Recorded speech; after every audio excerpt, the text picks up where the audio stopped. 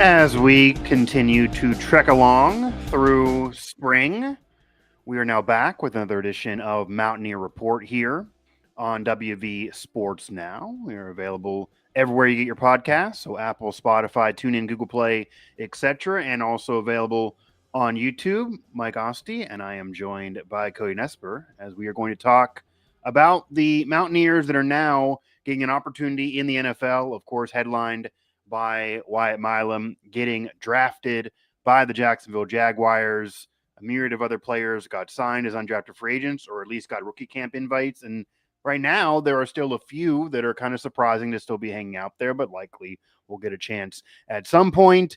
There's been a lot of work in terms of both basketball and football roster movement. We talked a lot about basketball in recent shows, but going to kind of focus on what the football program is doing on this episode of the show, because now they're starting to get some Power 4 transfers, whereas most fans were down and kind of focusing just on basketball.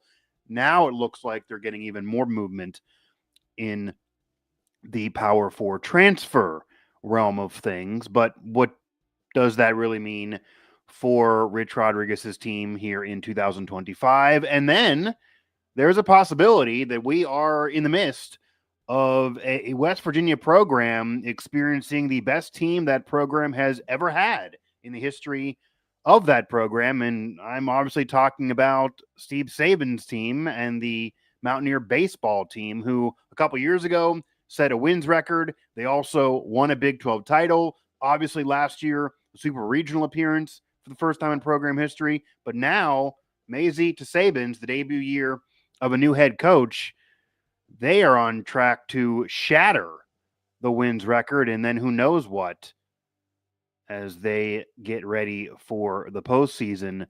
So, Cody, the weather is warm. A lot is going on.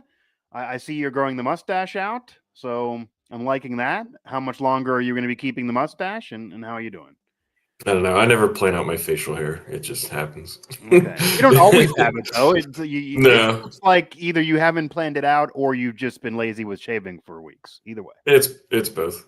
Okay. I think you can pull it off. I think you can pull it Thanks. off. Thank I you. might be weird with the mustache, but I think you can pull it off.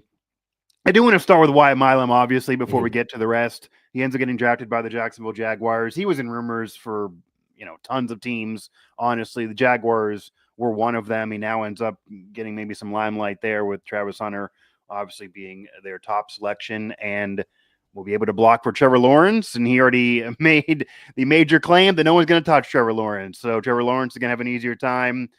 He was getting looked at guard a lot during the NFL draft season, and people are still saying it's likely guard for him in the NFL. We both thought that maybe was a little strange because he played tackle so much in college to incredible success, but the arm length thing seems to be the issue on why he's going to be a guard. What do you think of Wyatt Milum in Jacksonville with kind of the new look Jaguars, a new regime, a new management structure, new GM, new head coach, a lot new there, and that includes Wyatt Milum. And then how you think he'll do, since it really is getting serious that it is a position change for him, at least how it appears so far. Yeah, I think you look at the Jaguars. They have two tackles that they Right. extended Walker Little, who was a high round draft pick, and they drafted a first round tackle last year. So you figure Wyatt is going to move into guard, which like you said, we didn't think much of when it was at the combine, but Yeah. it's weird because he didn't. It was like one or two practices, not the combine, at the Senior Bowl, and it's weird that that's enough for a team to draft him in the top 100 and be confident. But that also speaks to just his overall ability as a football player. Maybe they called Matt Moore, who tried him a lot. They tried all the offensive linemen at different positions a lot in practice, at least, but they're at WVU. Yeah. So, so it looks like he will play guard. I mean, unless he. Yeah. I don't know. I don't know about the Jags. Who knows? I mean, one of their tackles could falter and Wyatt slide in there. But yeah, it looks like he'll start at guard, which you mentioned the arm length thing. I don't. The guy the Patriots drafted in the top 10. They said the same thing about that, but he goes in the top 10 and he's a surefire tackle. And so I don't know. I never know about that kind of stuff. Well, there's always something that people point to if there's going to be some drastic change, and it's not always fair across the board when it comes to draft prospects. That was brought up a lot, though, during the NFL draft coverage, certainly when he was selected, about the arm length. I mean, he's still a monster out there, and it is a little weird. Do you think that if the position change does not work out, because this is a franchise that is likely not going to win right away, this is going to be a rebuilding process again for the Jaguars. Maybe he won't have tons of media coverage, but maybe he will with Travis Hunter there. And this is an easier said than done change. He was an All-American at tackle, and while the analyst made it, oh, well, he'll just slide over there because he's an athlete, like that is still going to be work for him that people who are not changing positions were able to kind of just seamlessly move into their new team and new job.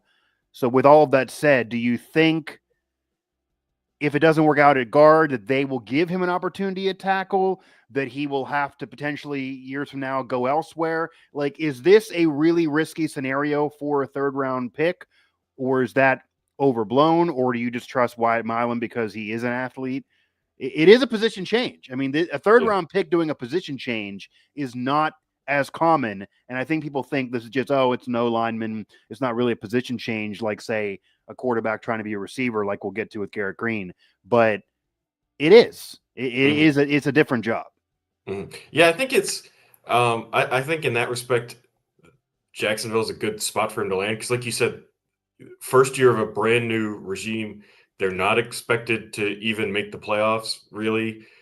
And so and Travis Hunter and Trevor Lawrence are going to get every headline, right, all season long. Imagine, yeah. And so you have to imagine Wyatt's going to get as long a leash as possible, right? I mean, if the Jaguars are extremely bad, the third round guard is going to be so far down the list of things that, I mean, nobody might even notice. So I think as a landing spot, it's actually decent for him because he's going to just get, presumably just a whole bunch of run to, hey, we're not going to be real tight about we have to win games right now and make the playoffs and all that. So just go out and play and develop.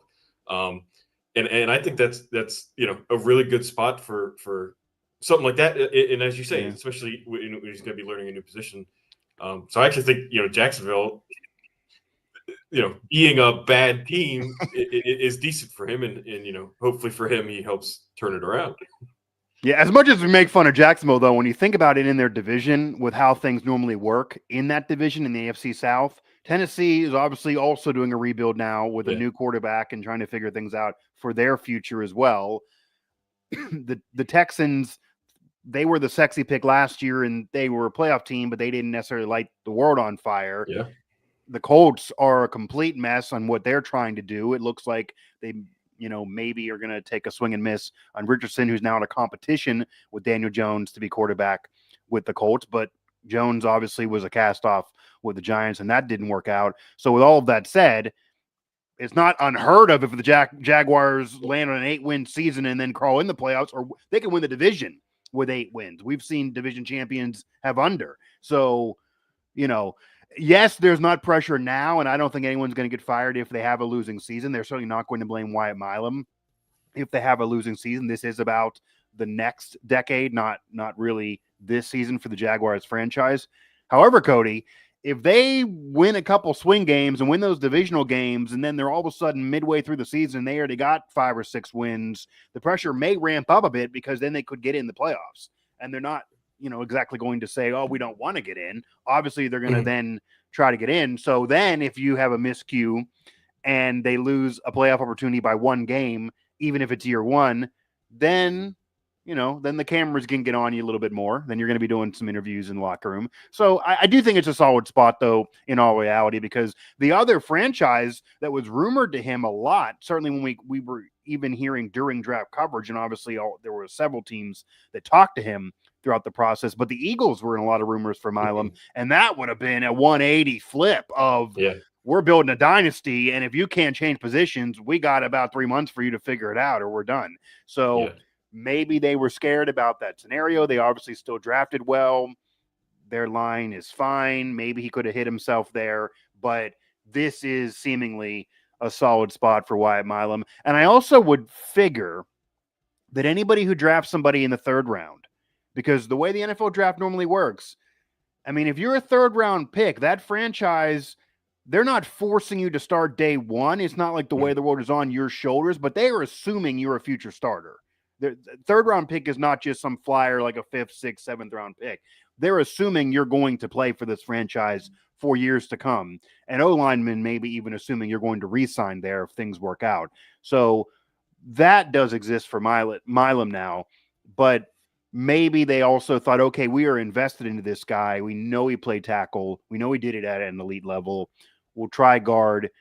It's not like if we're in year 2 and guard's not working out, maybe then they would consider something else depending on how the rest of the roster looks, because they do want him to succeed, and maybe they'll figure it out in camp. Who knows? But it does appear a guard life for Wyatt Milum.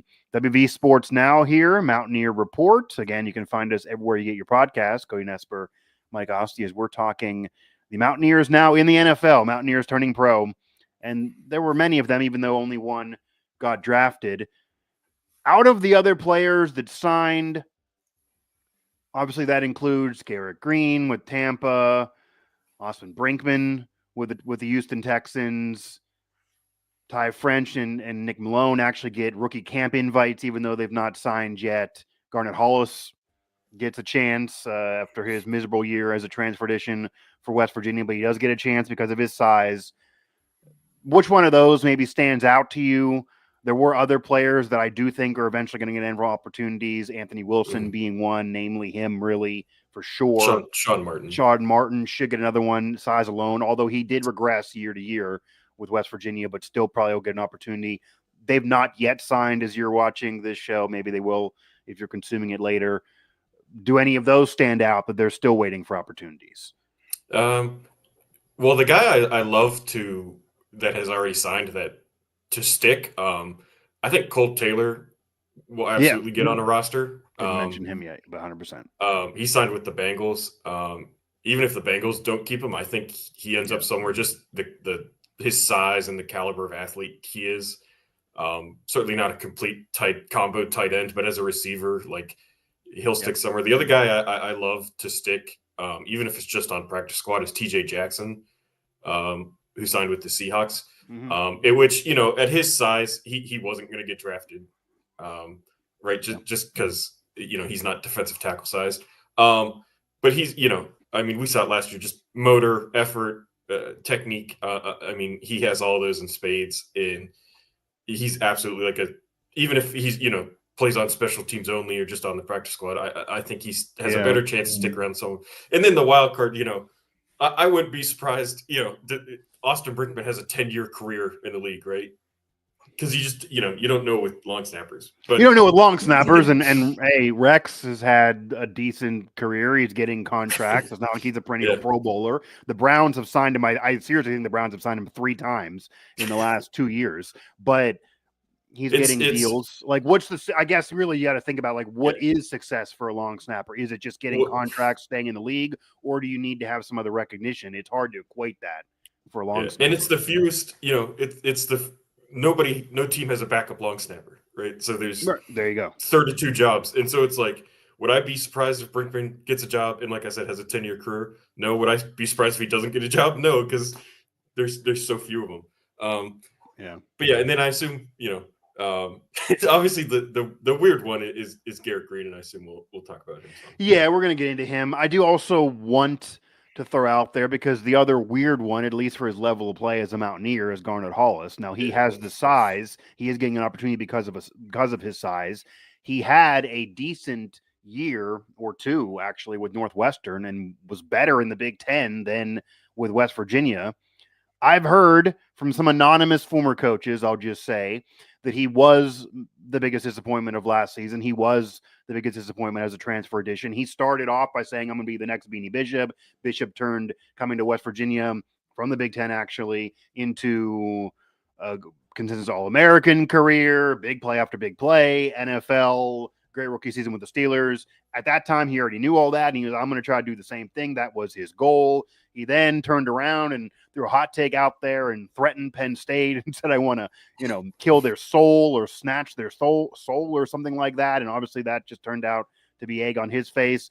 He had a real rough season. I mean, his highlights are penalties. He had a really rough season. And again, multiple coaches were disappointed in him. It's not the only reason why the defense was bad, but he was kind of the face of the secondary being even worse than the year before. And it's been a weakness outside of Beanie Bishop, basically. So he's getting an opportunity. We've covered him as a disappointment who maybe didn't really put full effort in, who looked like he kind of was bagging it, who didn't really look like he lived up to any hype that existed prior. Obviously, in all seriousness, there's talent there for him to have success in the Big Ten. He does have the size. Do you think he has what it takes to make it in the NFL at some point? Is someone going to be impressed with him? I'm assuming he's going to put more effort in with an NFL opportunity than he was at West Virginia, you would figure. Although final year of college, a power program, you would have figured to get more from him at WVU as well. Yeah. No. I've said, ever since the season ended, really, that I was supremely confident he would be in an NFL camp because he's 6'2" and 200 something. But no, it's, the year we watched, it was, he was terrible. It was so bad. He gave up so many big plays and committed so many penalties. It's hard. He stood out on a bad defense. He stood out so much, and the defense was really bad, but he stood out. And they're just, it's hard to look at that and project at all professional success. But I just know, he's a big corner that can run, so I knew he was going to get an opportunity. But no, I just don't. It would take a lot, right? He also seemed like he had an ego for a guy that wasn't good. He's throwing shots at opponents, and then he wasn't performing. But his goals are high if he's trying to be the next Beanie Bishop, obviously. The difference with Beanie, though, who also had an ego and had a personality, Beanie Bishop would back it up. And after being kind of, an afterthought out of high school and even having to go from a group of 5 before getting to the Big Ten, then wasn't used in Minnesota, got to WVU, consensus All-American, not just All-American, but consensus All-American. And then, of course, in the NFL, again, not drafted, undrafted free agent, having to get that opportunity. He had a massive chip on his shoulder that allowed him to strive for success and achieve that success. It almost felt like a little bit, and again, I don't know Garnet Hollis personally. This is off a year of covering him and obviously knowing and watching him prior to that at Northwestern. So maybe this isn't fully fair analysis, but it looked like he came off a little entitled to me early on. He came off that he thought it would be easier than it was early on. Like, they just do this for Beanie Bishop, so it's going to happen for me, like no sweat. And then he just kept getting opportunities, which was also odd, maybe because they didn't have anyone else to put in. Brown kind of knew the writing was on the wall for him and was starting to kind of send messages to players, but Garnet Hollis was still getting time. I don't know if they were just leaving him out to dry or what, but he has a chance now regardless. It's almost like the NFL said, well, you got the size, 2024 doesn't matter at all. Like they must not have watched any film. It's him and Beanie are interesting because they're complete inverses. Right? They are, but he brought up Beanie. That's why I bring up Beanie. And that's he's the one who talked about Beanie a lot. Right. And just as a compare, like Beanie didn't get drafted because of his body, right? Because he's 5'9" or whatever. Yep. But he got a chance because of production. Right. Garnett didn't get drafted because he had no production, but he gets a chance because of his body. Yeah, that's how it works. Right. So it's an interesting contrast between those two. And obviously, as 1 year mercenaries at WVU, let's say, it's interesting, I think it's interesting and fair to compare them and polar opposite years. Even if he didn't bring up Beanie, I think the comparison's there because Beanie had such a successful 1 year season. They both were from the same conference, and the staff and Brown and company, they even kind of build it as the same thing. Like, we did this for Beanie, we promote Beanie so we can do this again. And then that clearly didn't work out. They're all fired. Garnet Hollis was a bad transfer addition, but yet he's getting an opportunity nonetheless. Yeah. And obviously Beanie, went on. Oh, sure. I think it was a day 1 starter with the Steelers, right? He started the opener, I believe. And, he started very early on, and obviously was making plays very earlier in the season. That pickoff, against Aaron Rodgers, him signing the football. Maybe there'll be teammates again here, as coming up, and they can joke about that. So Beanie's made a name for himself that he's going to be in the NFL. I mean, I can't say with the Steelers forever, but if somehow that would separate, another team would want him. And quite frankly, Cody, if nothing else, he's certainly. I mean, he has trade value out there in the future if they ever want to go in that direction. Beanie Bishop's going to be in the league in some form or fashion. Garnet Halls needs to prove that, but you get an opportunity to prove that when you have that size. So I'm sure, Cody, there's a coach sitting out there saying, Mike and Cody, I cannot dispute the film was bad and they didn't produce and he was a disappointment. He probably got a text from these anonymous coaches that talked to me if they asked him. And I'm sure he's like, I can't argue with you. I know what you're saying. Look at him, though. I can fix him. I'm a better coach. Like, that's probably what they're thinking. Any coach at the NFL level, head coach on down, I can do it. I can fix him. I'm better than you. You didn't fix him. I will. Send him to a sports psychologist if you have to. We'll get the effort in. And quite frankly, Cody, when you get to this point as an undrafted free agent, if he shows up in any rookie minicamp or anywhere, and anything close to what the West Virginia coaches maybe were telling these NFL coaches occurs, they're done. Like, this isn't going to be, we're going to have to linger with you and give you PT because we don't have any other options like at West Virginia in 2024, and we did pay you as a transfer ad. No, the NFL is not going to mess around. Cody Nespor, Mike Asti again, Mountaineer Report. And the headliner, no matter what his NFL career is, the headliner certainly for this show, as a former Mountaineer now getting a chance at the pros, is Garrett Green. Quarterback for the Mountaineers, polarizing force. Big plays after big plays in 2023. They won the Mayo Bowl. They proved everybody wrong. And then last season, the team regressed. It was the end of the Brown era. And a lot of that was because Garrett Green regressed and did not get it done based on what he said he would do.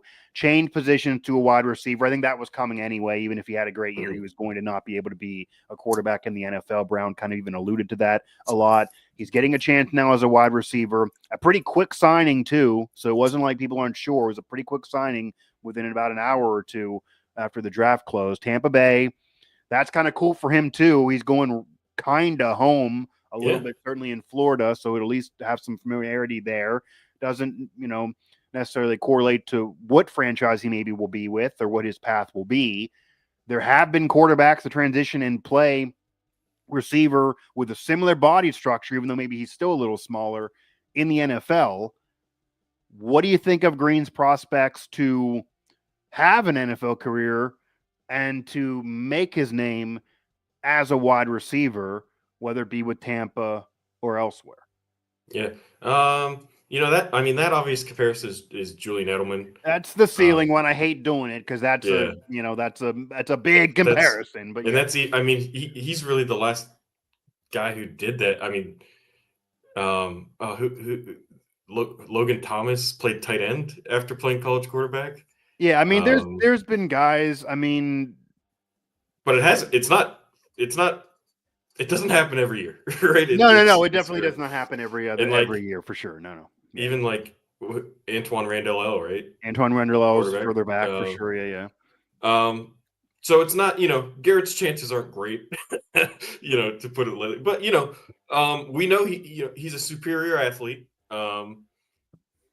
We know he has outstanding ability with the ball in his hands. And I don't know if he can catch. If he can catch and he can catch in traffic and run routes,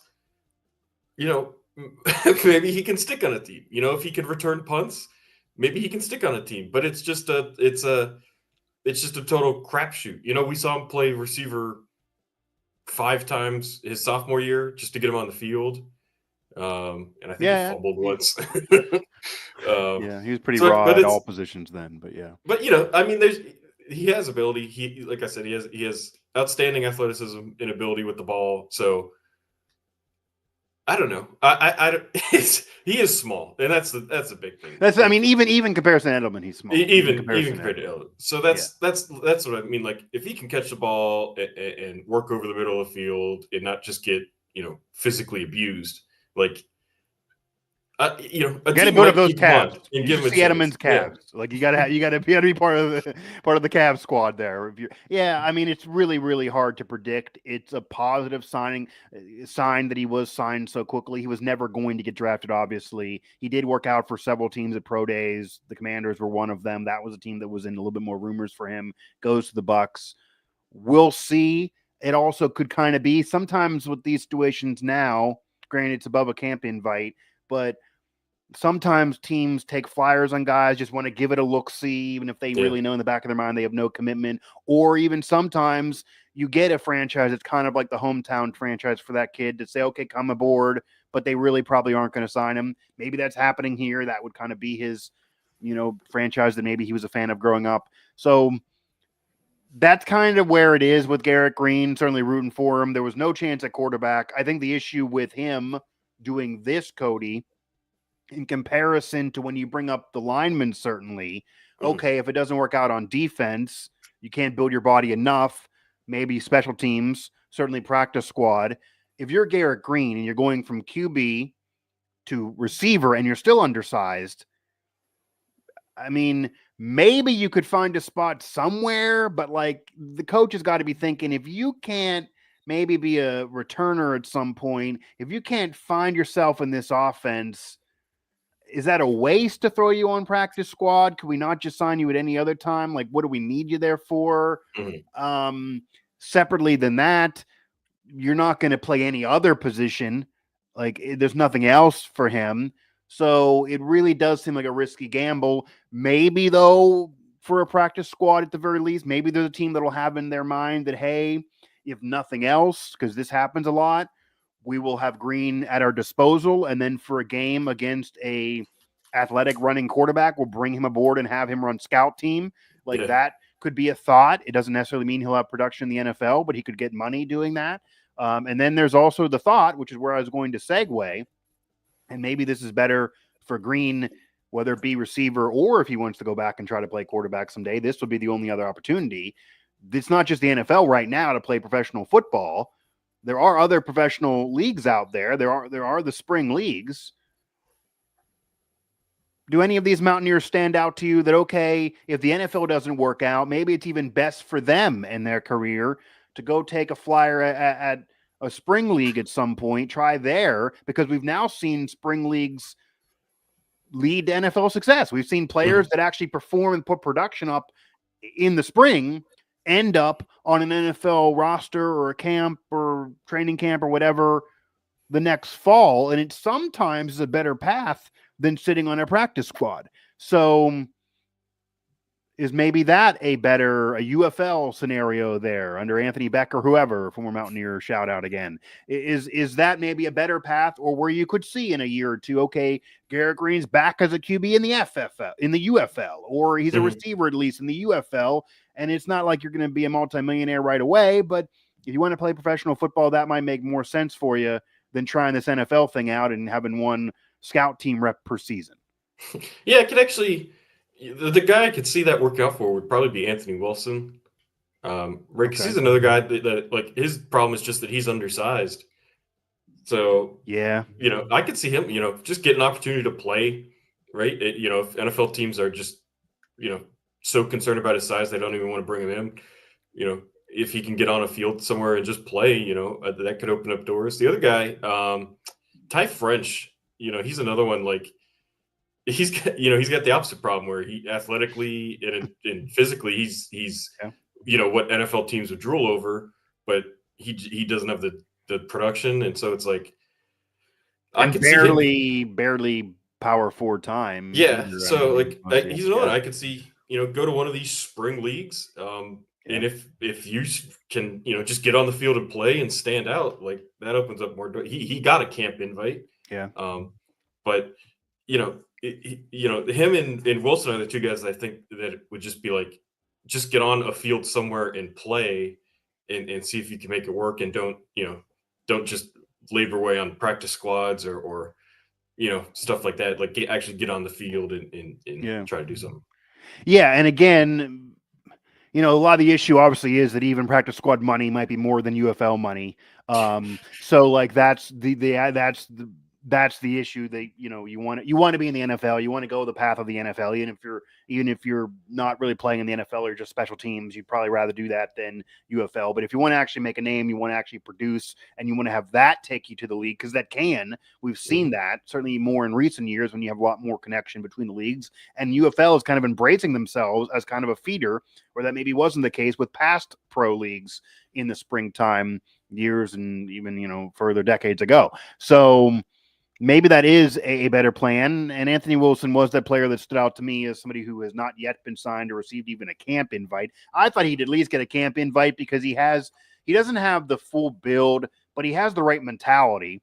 He's been chasing the NFL dream forever. He's been compared, and he compares himself to Carl Joseph. Obviously, that's a big ceiling. I'm not saying he's Carl Joseph, but he went to different boot camps around the country to train before last season. Like, he really is motivated this, and he again seems to have the right mentality. I'd like to bring him in and give him a look. If not, then yeah, I would think spring football would make sense for him for sure, if nothing else. And the one player that we have not mentioned yet that I do want to mention, and it's almost a sad story a little bit, because if we were doing this show a year ago, certainly 2 years ago, he was literally considered an early round draft pick for some in the NFL. He then kind of got hurt and filtered down, but PFF had loved him, and that's Aubrey Burks. So we know he had the issue at TCU and that injury scare, and that kind of ruined that season.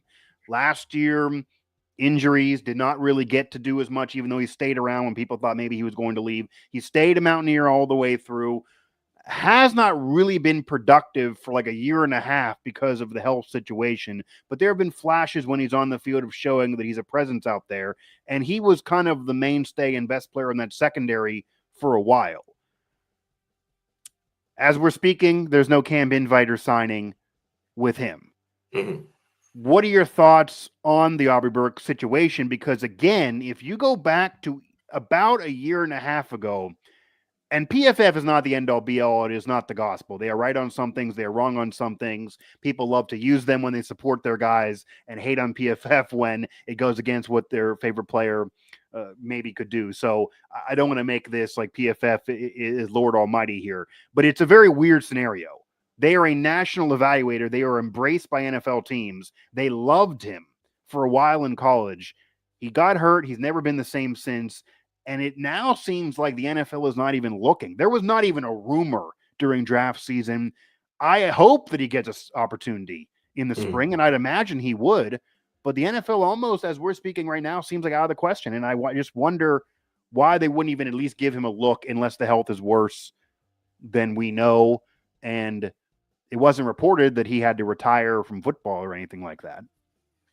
Yeah, it's an interesting. Obviously, the injury this year. He came back.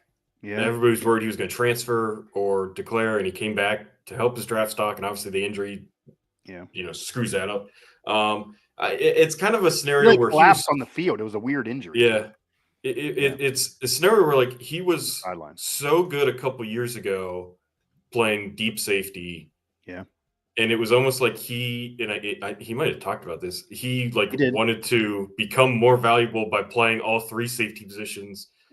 And, he wasn't good at spear, and it's almost unfair because, he only played a few games and then he got hurt and then he didn't. So maybe he would have become really good at spear, but he wasn't as good when he wasn't at deep safety. Yeah. And so I think that plan backfired. And that's not on him. That's, the team didn't have a guy to play spear, so they had to move him around. And so I think, and you're right, a couple of years ago, he was, and even last year, or, before, not 2024, the year before 2024, he was highly thought of. And it's, I don't know if it's like an out of sight, out of mind because he didn't play, the last several months. And so just people kind of forgot about him or what, but yeah, it's just interesting. He's not gotten a call yet. And the other guy who actually went to the combine, Mike, was Sean Martin. And there hasn't been a lot of talk of him with teams either. And obviously it's only Monday, but true. I mean, they liked him enough to give him a combine invite and nobody's picked him up yet. Yeah, it is. it just sucks for Aubrey Burks. Like, I'm rooting for him. I hope he gets an opportunity, and I think you hit the nail on the head. I was going to bring it up if you didn't. He was kind of that, prototypical safety, and that's when PFF loved him. And then and the coaching staff was open about this, so I this was even out there publicly, but then I certainly can confirm it even from private conversations. He was part of the reason, if not a driving force of the reason, on why his position changed to that spear role. He wanted to do more of that, thinking that would lead him to NFL success and get more looks at the NFL, because his thinking was PFF loves me, but nobody else really does in the NFL. Like, PFF was loving him, but then the other draft analysts were not. And it was a weird polarizing thing with Aubrey Burks a couple years ago, despite being productive at the college level. So it's hard not to look back and say that was a real bad decision, especially if he was the one who wanted to do it. I know there was even criticism at that time, and this is where Brown, I think, maybe could be argued as being a little too nice to players.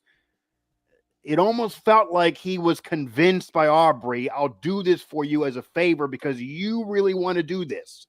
It almost came across, Cody, and I can't confirm this part, but obviously he ended up staying, and there were rumors that he was going to leave. I obviously know he got more NIL money, but it almost came across like there was a meeting, and I even, walked by a little bit of it after the Mayo Bowl because they're having a little bit of a huddle. Maybe it was then, where, okay, we'll give you more money. We want you to stay.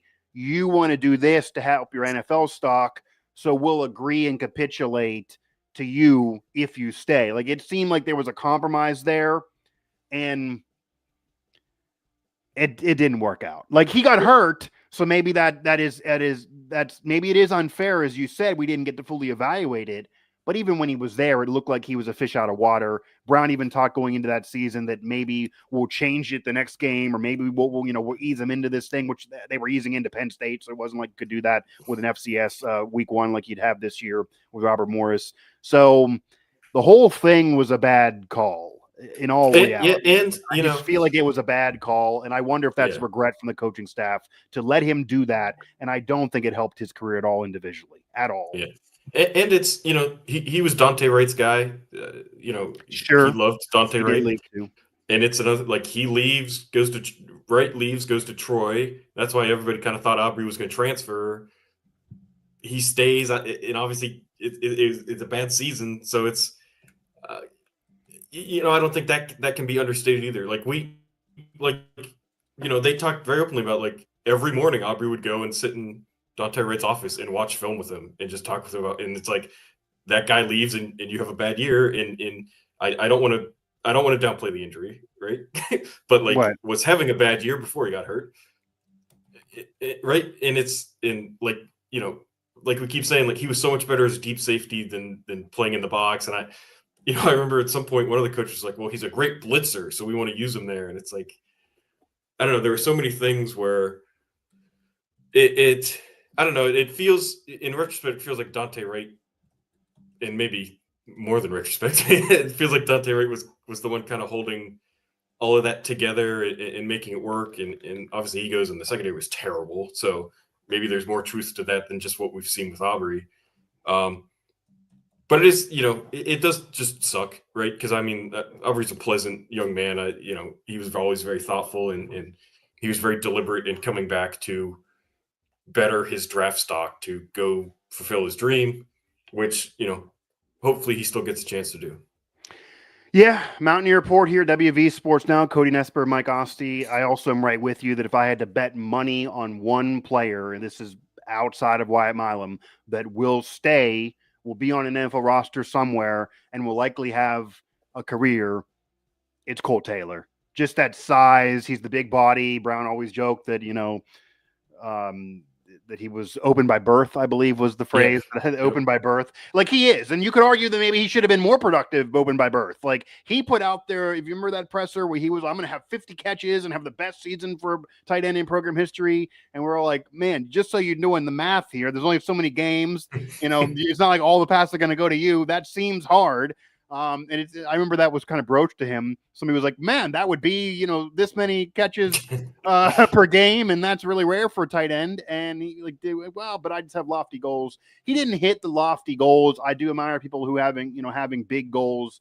You try a date at 10 and you end up at an 8, you're still happy. You're at an 8. So he had a solid year. He had a solid tenure at WVU. He was able to get more opportunity than he would have if he stayed in the SEC at LSU. He has the size, though.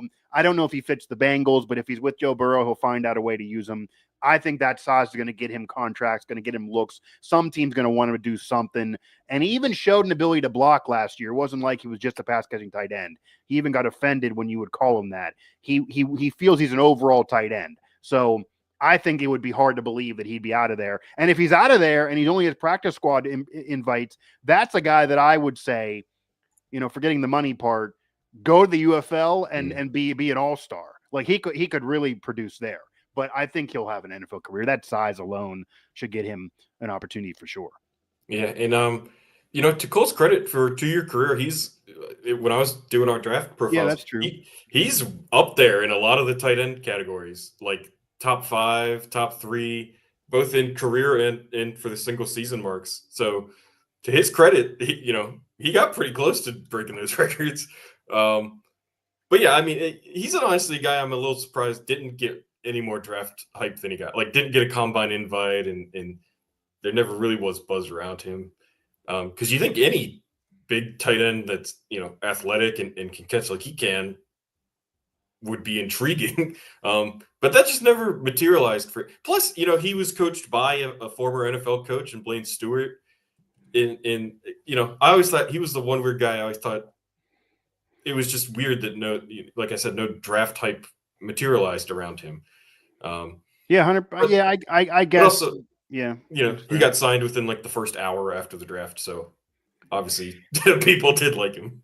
Yeah, I mean, when you think about it, I don't know if I would have thought he was going to get drafted just for the fact that it wasn't like he was a superstar. It wasn't overall in college football. It wasn't like he was. I mean, Tyler Warren wasn't even the first tight end taken. Yeah. I mean, he kind of slid a little bit too. So it's not like this was a draft that was going to have 7-8 tight ends or anything like that. So I don't think teams had to rush to take him. But yeah, he was signed quickly. He was always going to get on a team. He was kind of like Beanie. We're okay. Maybe you could argue he didn't get drafted, but he never was going to have to worry that he wouldn't at least get a camp invite. And he's signed. So congrats to him. Cody Nespor again, Mike Asti, Mountaineer Report. Again, find us everywhere you get your podcasts and our coverage at WV Sports Now. I do want to segue into the current Mountaineers, now coached by Rich Rodriguez. Neil Brown, that tenure is over. Those players are over. It's now all about Rich Rod. And originally, he was bringing in mostly guys that he had to elevate from lower levels. He did have to bring in a lot of transfers and was open that he was going to bring in a lot of transfers. We talked on our last show before the holiday that a lot of misreporting was out there. He would say throughout the spring, I'm going to cut 20-plus guys. I got to get under the roster limit. I want to do it now. I don't want to wait. We need to also add different depth pieces, etc. We're going to be doing an evaluation. Some of these guys may not make the team. I wish I could keep them, but there's roster limits, all of that. The national media didn't hear it, didn't want to hear it. A lot of misreporting existed. We still have the full-on list of players that were cut on the site. Some chose to leave outside of that, but 90% of them were cut. He's starting to slowly replace those guys, and now recently getting some Power 4 transfers, a running back, an offensive lineman, looking at others. What's your overall thought right now on what he's doing in the portal? Because it's year one. He was open that this is going to be an evaluation year. I know I have to win right away and I can't have a 3-8 season, but I also am going to evaluate, and it might be a weird off season. You do have a portal. He doesn't love the spring portal, because that's why I didn't do the spring game, but it exists, and he's going to use it to add.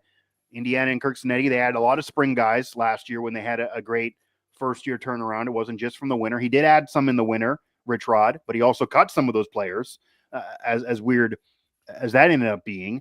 Obviously, there's a quarterback battle and a lot of question marks around this roster and what it's going to become, but bringing in receivers, bringing in linemen, bringing in linebackers to help depth there, that was a major problem the last several years. Defensive backs, elevating some guys from FCS and Group of 5, but also now slowly bringing in Power 4 transfers. These are guys that maybe had injuries last year or whatever, but he's now beating out some other Power 4 schools for some of these players. It looks like it's turning on a little bit and almost under the radar from what basketball was doing. But Rich Rodriguez is kind of under the radar, having a solid at least last week from, before the show here during the holiday. Yeah. I think it seems it seems like a good spring portal so far, right? It just on paper it seems like, but it is like I was trying to do it last week, just trying to keep up with there's so many moving parts. it's and the guys that transfer in like the winter and have already transferred out, it's I don't know. There's so many moving parts. I find it very difficult even more difficult than, say a month ago before the spring. I find it very difficult to project this team now, right? Because it's like there are so many guys that are like, oh, he should be good, but maybe hasn't played a lot, and it seems like a roster full of those guys, right, Mike's? And so it seems good, right? Like on paper, it seems good, but I struggled to really like if you and when the schedule came out, you and I went through it. I would really struggle to do that now. I don't know. I just because we're gonna have to do it again. I was figuring we'd have to do it again at some point. Yeah, it's just I wish we could have seen the team more in spring, right? Just to get an idea for a lot of these guys. I think that's where my hang up is. Like, I see the names, I see their previous schools, I see their stats. I don't know what these guys are like. Yeah, but then if we did that, we would have watched them, and then he would have cut him. So then at least we'd be able to tell the fan, okay, I agree, this guy sucked. Yeah. He got cut. I know why he got cut. But yeah, I mean, again, so it's cut so many players that the concern was, and there was a lot of misreporting nationally, but I think the valid concern was, yes, Rich Rod, maybe this guy isn't hard edge, but it's harder than you think to get players, even with more money now. Yeah. They change their mind every day. If this is a fringe depth piece, you're hurting depth. Like, for example, you bring in a power 4 tight end in the winter. That was nationally viewed as a solid ad, the guy from Iowa. He gets cut. He then gets cut a month and a half later. And Jack Samarco, who's the player that kind of was a question mark, he left after the cut situation, and it looks like that was a different scenario. Maybe, I even heard from some coaches that he also maybe was cut as well. But there's wondering, what the hell did he do then? Because you're done practice. He wasn't on the original list. He then maybe would get cut a couple days later, or even if he chose to leave, that's off a conversation between you and him. You went into the Easter holiday with no tight ends, really. Like, it feels like there's a little bit of, and this is where the criticism could exist with Rich Rod. We will see how it goes, Cody. I get why he was hired. He's a borderline Hall of Fame coach. I'm rooting for him. I like talking to him. I think he's matured. I think he's different than he was before, and there's no hang up in 2007 for me. But the only thing that we're seeing a little bit now that could be a criticism if they have a bad year is he has that old school mindset of, if you're not hard edge, if you're not doing it the way I want, you're gone. When some other coaches might say, especially in this era, you're a little bit, not doing what I want, but I can't afford to have no tight ends. Like, I got to have someone. So I'm going to give a little latitude to a top recruit like Samarka was, or a power 4 transfer ad. It does appear like Rich Rod is, the same thing when everyone was freaking out of Hudson Clement. Rich Rod kept on saying publicly, no, not literally to Clement, but just in general, player leaves, no sweat. He's not going to force anybody to stay that doesn't want to be there. Not going to convince anybody. He's not going to, this is what you got to offer. You don't like it, too bad.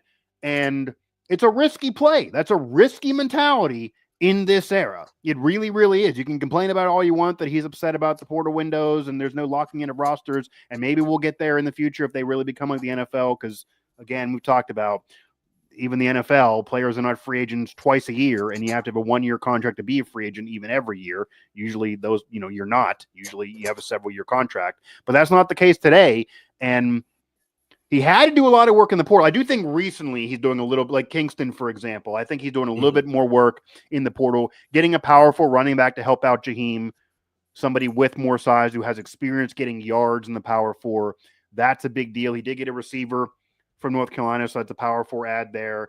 There are other players that have been productive, whether they're at a lower level or power four, that he's bringing aboard. We're waiting for a lot of these guys to sign too. Commitments don't mean as much as signing, obviously, and we have the list, by the way. We do have a full-on list of WV Sports Now. I've been keeping up with it, a tracker of just the spring portal work of who they've added. Can Draven try to find the exact number right now? I think it's been good recently, but it's very hard to predict this team.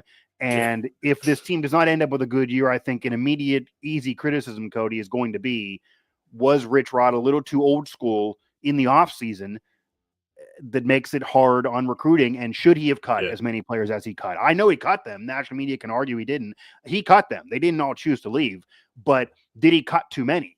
That's a lot of players to cut when you're at year one.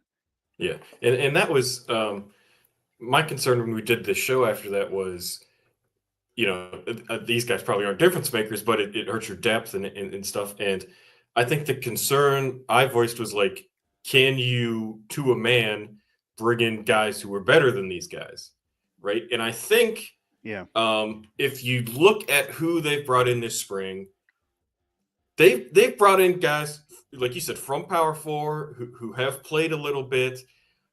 And that's why I think it's been a very good spring. I think they're at 11 right now on my math for the commits. At least. I think if they had gone out and they cut these 20 guys and they're having to replace them with FCS guys or junior college guys. That's how it was at first, but it's not that now.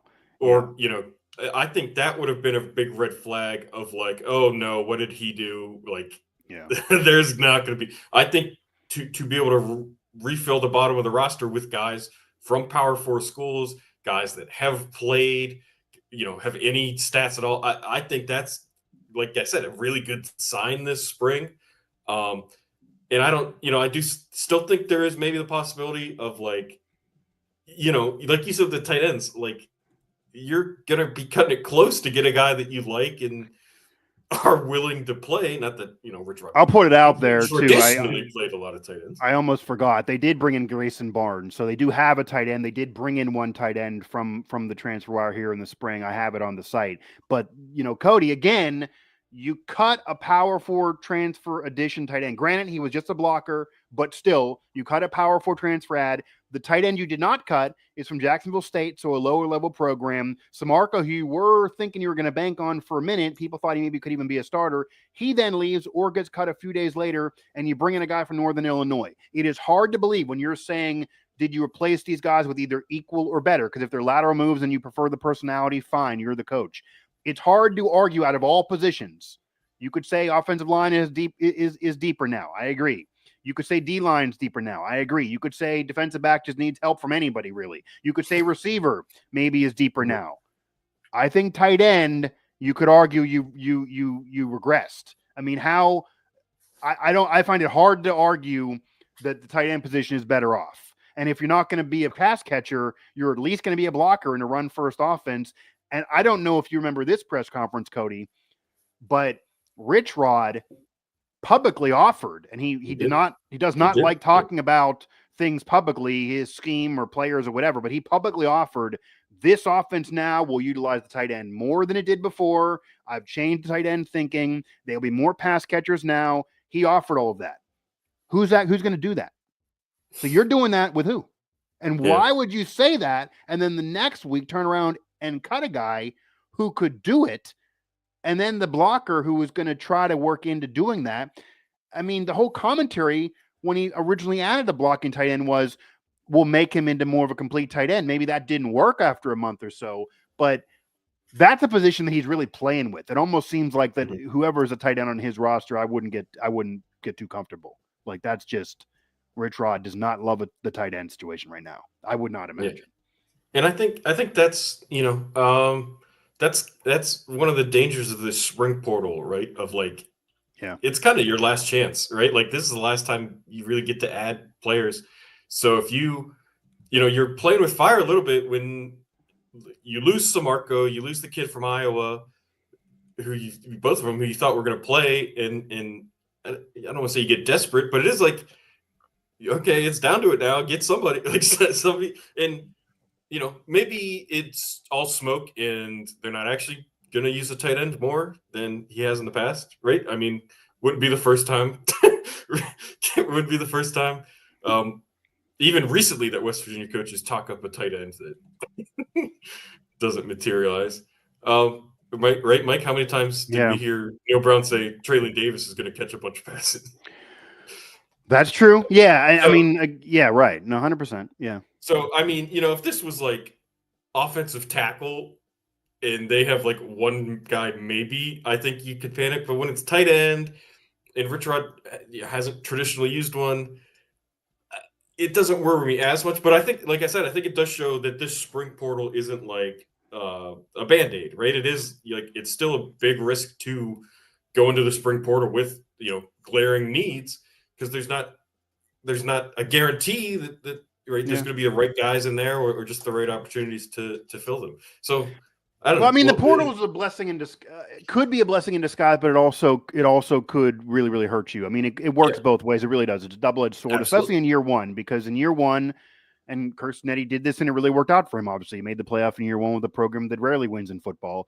You need to do an overhaul. So if you're doing an overhaul, Cody, wouldn't you love as many opportunities to overhaul that thing as possible? I mean, maybe secretly you won 3 or 4 portals because you're trying things out. You're doing an overhaul. Yeah, you don't want to lose guys, and it's risky when you have all these portals, and that's a whole nother show and whole nother debate. But he probably liked being able to do the evaluation thing. If there was no spring portal and he signed, a lot of these players were even signed that he then cut in December.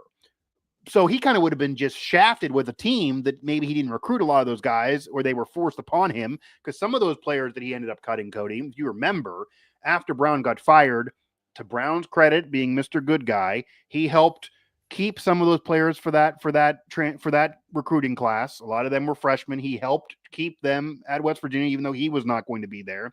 I know the assistant coaches even tried to do that before they were officially let go. Credit to those recruiters, that staff, Brown and company. They did a lot of work, and West Virginia landed, a normal 40, maybe a little better for some outlets, recruiting class despite just firing a coach. I mean, people were shell-shocked nationally. They literally had better recruiting ranks than Pitt, and they just fired a coach, and Pitt has a coach who's been there now 9 years. And that was just a surprising thing, and to Brown's credit, good for him to do that, because otherwise they would have had nobody. And that was, they didn't have a whole hoopla for the signing day, but they still were able to do a regular signing day a little bit, and those players got opportunity. And about half of them, Rich Rod turned around and cut. And he wasn't a part of those initial meetings. So maybe he, eventually looked at them on the field and was like, yeah, Neil, thanks for giving us a good signing day, but this guy's not going to work for me. They're different coaches. Doesn't even mean that he's trying to trash Neil. He's publicly said, he's a good coach. I don't want to make this hating Neil Brown thing. So you get here. He might have liked being able to evaluate and do that because he didn't want to be forced to just work with another coach's guys. But you also maybe could have the mindset, Cody, that maybe this is where it bites you. Maybe he's thinking a little too much of evaluation. I don't want to have to teach you more than 2 days. Evaluation, you're cut. We got another portal coming up. Whereas you play with it too much. Like, I mean, how many lateral moves can you make? I mean, you just play with it too much. Maybe you use it as too much of a crutch. Know it's coming in front of you too much. And then you do happen to cut a guy that if you work with a little bit longer, he could have been as equal as the guy you're bringing in. So, and then there's not continuity there. So it works both ways. And for looking at the numbers, by the way, they did cut a lot more players than they've added so far in the spring portal. That was always going to be the case because they had to do a lot of the cuts to get under the roster limit. They don't want to get over the limit again. So shouldn't have to say that. But for anyone out there who wants to report, they cut 25, they're only adding 11. That's not good. That, let's not run amok. Like initially the reports existed with the cuts that no one wanted to agree that they were cutting, or at least people that weren't sitting in the room didn't report that way. Though a lot of those players were cut, and we get here, but they've added a lot of players that could be something. They're question marks now, and recently there's some Power 4 ads with still some offers out. So you don't know how this roster is going to look, but I think there's reason for optimism, at least recently. And this also has to show people that, as Ren Baker has been saying, there clearly is more money there if they're beating out Power 4s and they're getting Power 4 transfers. Doesn't mean these players are guaranteed to be surefire stars, but they're getting a little bit more of them in recent years, and you got to pay to to play. I mean, literally speaking. Cody Nespor, Mike Asti here, Mountaineer Report. We want to wrap the show with the by far best program out of the three we'll be talking about on this program. And one of the better programs of all of Mountaineer athletics. They could argue as the best program at WVU right now. You want to go to men's soccer, you want to go certainly rifle winning a national championship, definitely. But the WVU baseball program, they're having a historic season in their own right. They are ranked in the top 10, in the top 5 in multiple major polls. They are ranked in every single major poll, and there's a separation there. D1 has them 16. They're at 8, I believe, Baseball America. They're at 4 in Perfect Game. They're there, though. And another conference sweep last weekend. They did lose to Penn State and snap the winning streak, but they eventually were just going to lose at some point there. They're certainly going to be a postseason team. They're certainly going to make the tournament. They are going to likely shatter their single season wins record. They would really, really have to have an historic West Virginia-like collapse to not make that happen. I mean, it would arguably be the greatest collapse in Mountaineer athletics if they would, because they would be losing more than half of their remaining games. So they're likely going to set the single season win record, which is a great thing for Steve Saban's in year one. People think this is a deeper team than even last year when they went to a super regional. If they set the wins record, what does that do for them in terms of the history of the WVU baseball program? There are some who believe that if you do that, you already are the best team in program history for baseball. There are others who say, well, while they would have more overall wins and a better record than what happened a couple years ago, that team did win a Big 12 title. That is a big deal. I like having a trophy. That team did not show up in the conference tournament, though. That was regular season. So if this team shows up in the conference tournament, that would then be better. That's a benchmark they got to hit.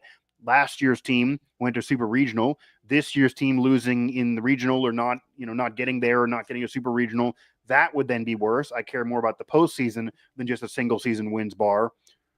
How do you evaluate this? Where would this season rank if they get the wins record and then that's where we are? What do they need to do in the postseason to be the best team ever? Or is that enough? So the wins record is 40. They're at 37 already. Yeah. There's 11 regular season games left, plus all the postseason games. There's no way they don't. All the Big 12 tournament, all the regional games. Yeah. They're gonna. You said it. They're gonna shatter the single season wins record. They are absolutely on the fast track to hosting a regional for just the second time ever at Kendrick Family Ballpark. I think they are in. I think they are firmly in best team in program history territory right now. Because last year the first super regional appearance, right? Like on the doorstep of the College World Series. So do you deem last year's or do you deem the year before? The year before they set the wins record and won the Big 12. Last year's they went to super regional. Which one is better? Because before last year's super regional, people thought it was disappointing. They did not win it. They did not repeat in the Big 12. They puttered away the tournament. Once again, they didn't have as many wins. They had some upset losses. They went further in the postseason, but this maybe gets into a whole debate in sports culture, Cody. Is a team that has a great regular season, but then that has a bad week and a half, is that really a worse team than a team that has an average regular season and then gets hot in a postseason, but that team ends up being a champion? That's kind of where this falls. But where are you in the last 2 years for West Virginia? I would favor last year. Okay. Because I don't think that – I think that team had high expectations. I think they lived up to them.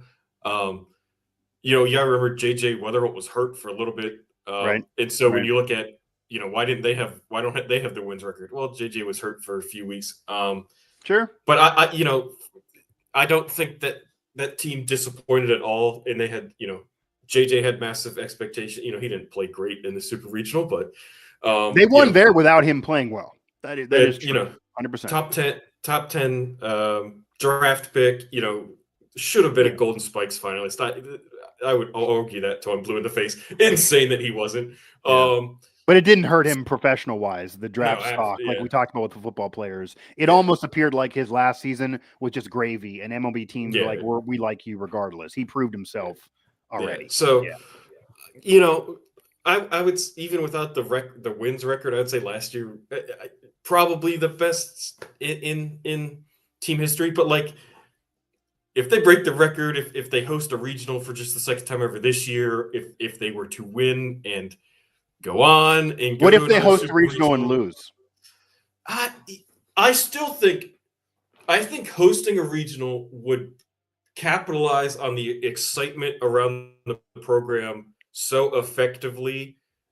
I Yeah, but you still know how think it would be Mountaineer fans positive, are. If they right? see them walking off the field a loser I at home, know, they would look at that as but a choke job. They would look at it as a choke job. You know they would. But I just, yeah, And they're very good at home too, so it would be very unlike how this team plays. I know. I think getting that atmosphere in Morgantown again. Oh, it'd be wonderful. Yeah, 100%. With how much momentum the program has, getting that atmosphere in Morgantown again, I just think would capitalize so much on it that even a big disappointment wouldn't take so much away from it that I would say rate the season off. But do you think? It's no, I hear what you're saying, but you also know how the program works, and I'm not going to do it here, but I could have a whole rant that they don't promote the whole athletic department, certainly football, enough in terms of their history. I feel like if they lost at home, the people that we know that are in those meetings would not allow that to be billed as the best team in program history. They would cling on last year. They would want a trophy or winning in the postseason. I don't think they would if they're going to do a wall or a mural. I don't think they would put this a loser at home on that mural or wall. That is what I'm saying. Yeah. So that's the other thing is like, they're in first place in the Big 12 with a couple games in hand. Like they could win another Big 12 regular season title if they win the Big 12 tournament, which they're terrible in the Big 12 tournament. That would be a big deal. That would be if they could go down and win the Big 12 tournament. I don't know. Even show up at all. Like even show up. I know. I just think there's so much positive momentum with the program that 100%. I want to believe. I want to believe in the fan base that it's not like hanging on a thread. I mean, the last regional they hosted had the worst ending ever. Right? You lose on a walk-off grand slam. I remember. Right? And like that didn't derail the program's only gotten better since then. So and I'm not in my mind. I think getting back to that point with the team that's even better, with the team that's set. I just think there would be so many positives that I have to believe the fan base wouldn't, just or even the university wouldn't just write it off. And there would be banners and there would be appropriate fanfare. And to make it clear, I'm sure now first off, based on what they did 2 years ago. They win a Big 12 regular season title. The program's clearly going to put a banner up. They're going to celebrate it. They're going to have a trophy. They're going to all take a picture. They're going to get a ring. I mean, they got a Big 12 championship ring from just doing that a couple years ago. And that was when they backpedaled into it. And technically, they got a share of it. They didn't win it outright. So I know there's some fans who didn't even want it, but the program decided we are celebrating this. And it is, as they should. I mean, that is a part of it. Another annoyance. Like if you claim or you share or you're equal with somebody, you have just as much a right to it as somebody else. So if they're going to do it, you should do it, keeping up with the Joneses. And that's what they did with baseball 2 years ago. That was the right call. I will defend that. I think, you have a share of a Big 12 title. If the other programs are going to say they're a Big 12 champ, then you best believe you should. Okay. That is the case. They fell into it, but they didn't have a better record than you. And then you didn't show up in the conference tournament, so that does leave a little stain in your mouth to that year, but then you have the wins record, and that was a big step for the program. Last year, you could say, okay, we didn't get any more trophies, but JJ was hurt, and we got to Super Regional, so that's a step for the program. Going into this year of year one with Saban's and all the pressure to keep it going from what Maisie built up, Cody, the only two things, well, three, but two of them are realistic, that you could achieve to make it really better in year one for Saban's would be the three things would be, really vying for a national championship, which I think they're still a little bit away from really doing. The other would be winning a Big 12 conference tournament, not just regular season. It would, it counts as a Big 12 title in a regular season, but a conference tournament would almost be respected even more. Certainly if you could do both in the same year. And then the other is what you talked about, win or lose, just hosting a regional, because despite the success of the last 2 years, they didn't get to do as much in front of their fans as they would have liked. Yeah. So those things are what to do. And so far, it looks like the regular season title, they're going to check it off. They're going to do another one of those. Conference tournament, we'll see. And I will say, Cody, if you remember, the only criticism that really could ever exist for Randy Mazey, Hall of Fame coach, deserved, celebrated, built the program up, Hall of Fame coach, no matter what Sabins does, he's always going to be celebrated. Sabins could win a natty, and Mazey's going to be the guy who, without him, I wouldn't be here. I guarantee that'll be said in the post-game presser. So Mazey deserves tons of credit. Don't get me wrong. The one thing that he was open with that I think is the stain is he always would say, especially after winning the regular season title, going into the conference tournament, kind of paraphrasing, we know we're in the dance. We got a trophy. We're not going to kill ourselves for this conference tournament. We're kind of gearing up for the NCAA. We're gearing up for the real postseason. He would sometimes not even throw his big guns in some of those games. He wouldn't care about it. The way he managed the Big 12 conference tournament, Cody, it was just not like somebody who really wanted to win that thing. It was somebody who like, okay, if we win it, great. If we don't, no big deal. We got the regular season. We got the playoffs. That's what we want to worry about. There were a lot of fans who said, like, you're really not going to win a national championship with the way baseball is structured. I'd like to win a conference tournament. That would be a gigantic deal. You have a team of MLB players. Don't punt it because you're worried about a regional coming up. And it kind of was like he would do that a little bit because he wanted to give his team a rest. I would be interested to see what Saban's mentality is. Does he want 2 trophies, or is he okay with 1 and going to try to win regionals? I not that he doesn't want to win regionals anyway, but I would wonder what his mentality is. If he goes guns blazing, meaning does he tinker the rotation to rest a guy, or does he say, no, my top starters pitching to open up this Big 12 tournament, I want to win this damn thing. I'm not going to rest him and have him not used or etc. I'm going to use my pen. I'm going to use multiple guys. I want to win this thing. Mazey would basically, it's one reliever and we don't care and let's go to the regional. I'd like to see what Sabins does. They're not the same people. They're different guys. His first presser was, I respect Mazey, but I'm not Mazey. It's going to be different managing. I'd like to see what his strategy is in the Big 12 tournament. And I would imagine that somebody's going to even ask it in some type of respectful way to Mazey, like, how much do you care? How much weight are you going to put on this? What does the regional influence this strategy here? Because it's a quick turnaround. But I think the fan base, I'll speak from the fan base, Cody.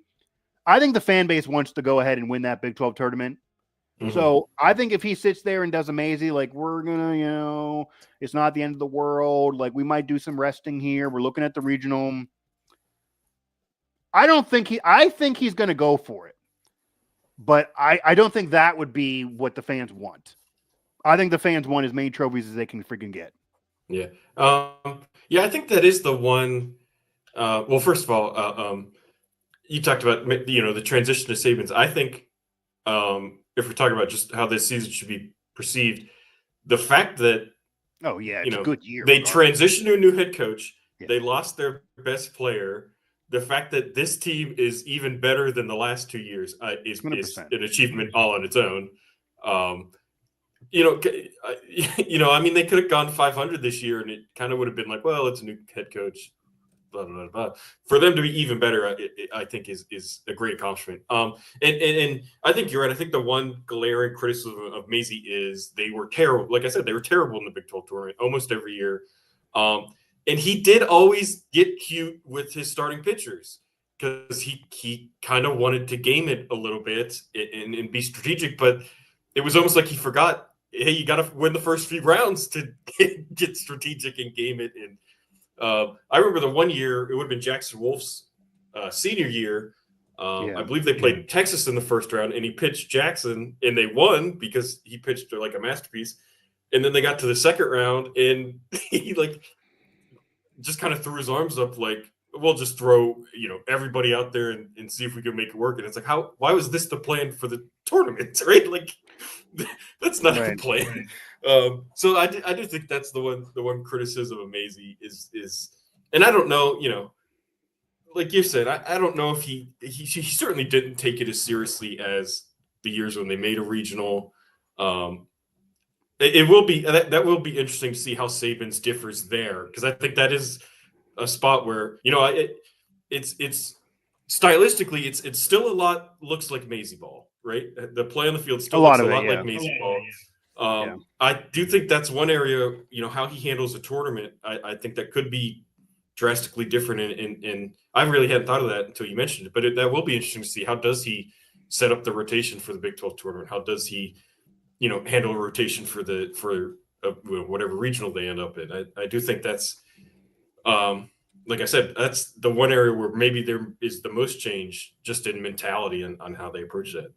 Yeah, and I'd be very interested to see. I mean, even how he would handle a question like that, because the reason why I bring that up, and there was a lot of paraphrasing there. I don't have the quotes in front of me from what Maisie said in the past. Maisie was basically honest that this is not the end of the world if we don't win a conference tournament. I want to go ahead and do it in the regional, and especially after they already had a regular season title. Like it was easy to read into it the way he worked the rotation and worked the pitchers, but he was not giving it his all for the conference tournament, and the results were there. They were elite teams that would then continuously disappoint in those conference tournaments, and I don't think they were all choke jobs. I think that was just not the emphasis on we needing to win this. But when you think about it, Cody, the elite programs in that sport, they stack them all. So you're not gonna hear anybody in the SEC saying we don't care about the conference tournament because we're going to the regional. They're gonna say, I want to win that, I want to win that, and I want to win that. I want to win regular season, conference tournament, and the Natty, and then I'm the best. So it was odd a little bit to me to have a head coach presiding over a top 25 program, a program that had MLB players, that was very much a national contender, that was a Hall of Fame coach, that would kind of publicly say, here's my ranking of what I care about, and this conference tournament is not high on the priority list. Yeah. That just was a little odd. I mean, that he didn't even give us the coach speak. I like talking to Maisie. He was very honest. He's like, I maybe use opportunity to rest this guy here. We got the regional coming up. It's like, this isn't an exhibition game. This is not an exhibition. Like this game counts. The trophy can be won. It would be great to do it. So, and I think especially the year they backed in and they end up sharing the regular season, that was the year the fans really were like, man, we got a share of a title now. We backed into it, and now we're kind of punting a conference tournament. What are we doing? And of course, the next year you go to a super regional, no one's mad.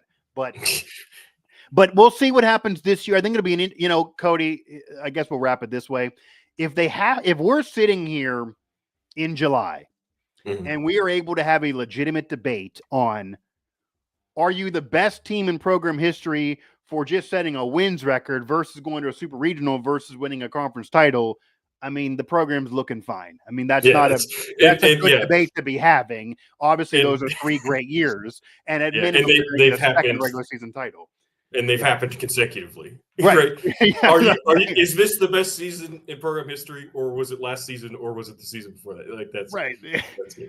Right. Yeah. Like, and you being the coach in Saban's, not only you're leading this one, and you were on the staff of the other one, so it's like you're good if you're Saban's as well. So yeah, I mean, but you know how the fans will work. I mean, as much as the wins record will be great, it's the way they end up getting things done. I think if they're going to lose in a regional, they're better off not doing it at home. I think the fan base will remember it more negatively if they do blow it at home. I hate to tell you that, Cody. I don't want to be Mr. Negative here and pop your balloon of butterflies, rainbows, and unicorns for the fans. But I do feel that if they end up, with a poor showing at home, that'll be remembered by fans, even though this is a great team and a great season because they have been so good at home. Otherwise, that'll feel like a WVU choking type of thing. If they go on the road, it might just, okay, they're getting screwed by the system, and we're with them, and they're a great team nonetheless. There's also a possibility here. It's a real possibility when you watch this team play. We got to say this. With how they're playing and how deep they are offensively and even winning games as a pitching staff, Cody, there's a real possibility they lock up the regular season title again. They go ahead and win a conference tournament, and they go ahead and win a regional at home, and then they go ahead and maybe even win a super regional. Like, this is a real good team. They could just win all this. Yeah, that's probably what you and I haven't talked about enough. Is like, it's unbelievable how good this team is. They're that good. They could win all these things. It's they got dinged so early because of their easy schedule. And I wasn't buying into it super early. I was listening to Baseball America Says, and watching them now, like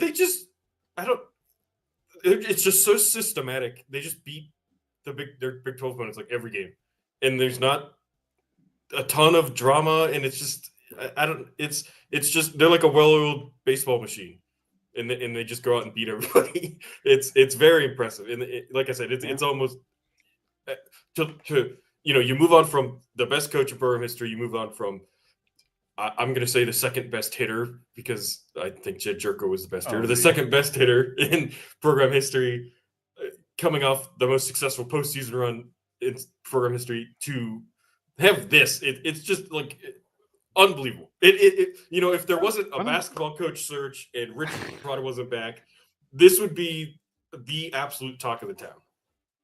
So you'd like to think so. It's baseball versus football and basketball in Morgantown. Like, but football being Neil bad is going to get discussed more than Neil baseball was being still good. here and Darren was still here. Would Morgantown be buzzing about Neil still, or would they be latching on to this baseball team?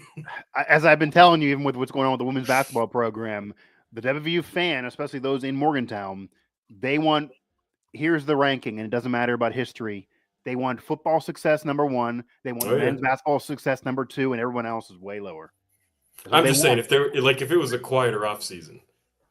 Yeah, although this is quieter than any of the other 3 years. So in recent memory, so if you want quiet, this is quieter than last year, quieter than the year before, quieter than even before the streak that we're talking about here. So yeah, but maybe they like this. I mean, honestly, Cody, it's almost a little bit ho hum. I mean, I'll even let everyone know Griffin Floyd does a lot of our baseball recaps for us throughout the Sports Now Network and the WVSM. He's flat told me many times, like, I'm running out of ways to describe WVU winning baseball-wise and pulling games out. And it almost feels like, too, you hate to say this and throw a jinx on here, Cody. It almost feels like they're destined for some stuff here because they are just finding ways to win games that sometimes they should not win, and a team of the past would have lost. Like they are either coming back late, they are holding on late, they are in a tie scenario, then all of a sudden there's a home run. They're on Sports Center for a crazy play for fooling an opponent every other week. Like they're getting on there where it's like, wow, they do a hidden ball trick. Like they're stealing home to win a game. This team has won a game about every way you possibly can win a game this year. Cody, they're so good that maybe this actually lends credence to maybe the fans handling this appropriately, no matter how it ends. I'll say this. I was wondering how this would be received. When they lost to Penn State, who's not a rival, but they're in the region, and they're not as good. Yeah, and they lost it on the road. That was after a winning streak, and they finally got ranked. I thought a lot of the fans would be like, oh, no, now they're blowing it. They should never have lost the game. Now we're not going to get ranked again. The fan base handled it of, no big deal. We're really good. Yeah. We lost. Like, you didn't want to lose.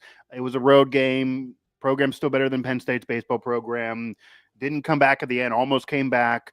We're going to go ahead and sweep UCF and stay in the rankings. That was the mentality of the fans. And that's exactly what they did. And that is not a common West Virginia mentality because those fans usually expect the worst. And that is how good this team is. And that is how good the program's been, that they are indoctrinating the fans to be like, no, you're not going to win every game, but if we get upset, we'll win the next day. Like that is how good this program is right now. So maybe the fans will be able to handle this appropriately either way. I think worst case scenario is losing regional at home, though. I think if you're there, you got to win. Yeah. But in all reality, it's still a great season. The clip from the UCF game on Saturday from this weekend, when I don't know if you saw it, Mike, the Sam White grounded out to first, and the pitcher, the UCF pitcher, fielded it and started talking trash and didn't know how many outs there were, and WVU was able to like steal home basically. Yeah. That's my favorite clip of the year. It's just so goofy, and that's the thing where it's like that's not West Virginia doing anything, but it's just UCF. It's my favorite clip. It's so good. I've watched it many times. It's so good. But that's where you get to kind of like the best thing because they're just getting lucky and finding crazy ways to win. Like that's not you necessarily being better. That's just like you walk on the field and you just end up with more luck than the other opponent, and that happens so often for this team. And that's what I mean. Like that's what I mean. It's like they're just a well-oiled machine. They just roll up and like they had the hidden ball trick you mentioned earlier this Yeah. season. It's I don't know. Like I'm a big believer. Like you make your own luck, and they just like They do. they don't make a lot of mistakes. They just I don't know. I think a lot of that comes from they play well. Every game. It's not a roller coaster. It's just they play well every game, and so a lot of luck has gone their way this season. And if I was when they backed into the Big 12 regular season title a couple years ago, which they did, they backed into it. Yeah, 100%. They had to. Their last series was at Texas, and I believe they got swept. Yeah, I think if they would have won, won even one game, they would have at least got it outright. Yeah, would have got it outright. Yeah, I believe. This year, they won the series. This year they end against Kansas here in Morgantown. So assuming they don't clinch it before that series, that could be a really special weekend. If they're able to clinch a Big 12 title here at home. But yeah, interesting. They're fun to watch. I can't recommend enough, even if you're not a baseball person. Try it out. I'm sure you have ESPN Plus. Or go down there if you live in Morgantown. They're setting records every game. Well, they're setting records every game with attendance. Might be tough to get tickets, honestly. Yeah, it's true. Yeah, but there's going to be, because they know they're going to be people there regardless. They're setting records every game. So yeah, they're but honestly, they're so good. And I wasn't there for this game, but I even saw some clips. There seems to be even almost a contingent of fans that even if they don't get a ticket, they're almost like tailgating in the parking lot, because there's barbecue trucks that pull up now. That's smart for the food trucks to show up. Okay, maybe you don't go in, maybe you do, and buy some food and stand outside. There's people just want to have the experience just being in the parking lot, and it's not on campus. It's just another spot in Morgantown versus even going in. Ross Hodge got hired and wanted to land and get to a Mountaineer baseball game. Didn't even want to worry about doing the job yet. So that shows you where they're gaining some steam nationally, that he already was sold. So yeah, this baseball program obviously is clicking on all cylinders. Saban's has done a great job so far keeping it going, even though he didn't recruit all of these players and he did take over from Maisie.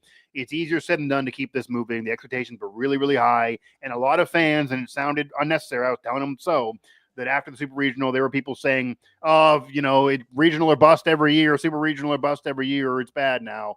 That's getting a little unreasonable, but they could do all of it again this season. And I think at least if you show up in the conference tournament, certainly if you win another regular season title with a wins record, and then if you get a chance to host or regardless and you happen to win some games, I mean, they prove they can be anybody and do it anywhere, really, and they're not fazed by any road trip, and they've traveled and they've been able to win, and they've rebounded from bad losses. And, they have another one against Marshall. They have the couple conference games that you mentioned.